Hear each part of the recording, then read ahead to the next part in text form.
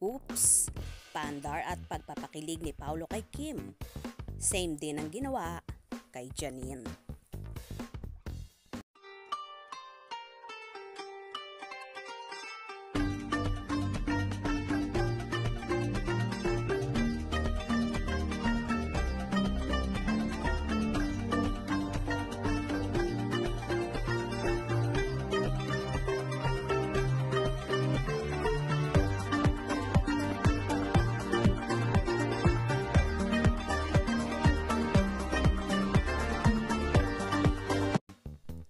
Nabasa na namin ang style ni Paulo Avellino.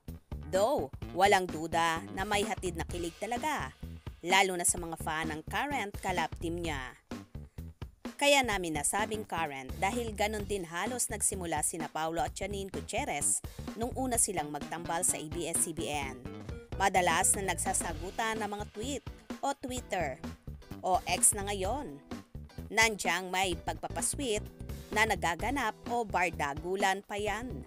So heto na nga, mukhang nagsisimula muli dahil same old style si Paulo sa pagsagot sa mga ex ni Kim.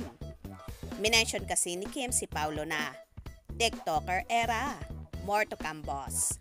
I mean, more to come na ba boss?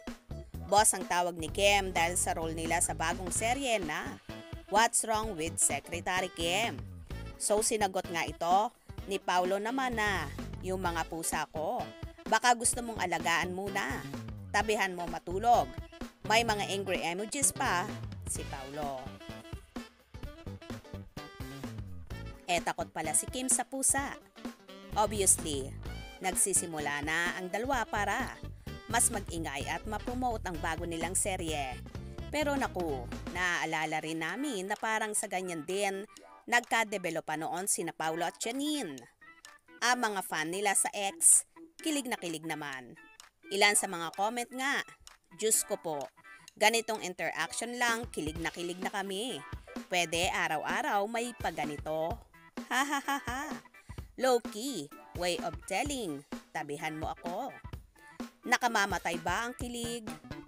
Since takot si Kim sa pusa, yung puso mo na lang daw po ipaalaga kay at Prinsesa Chinita.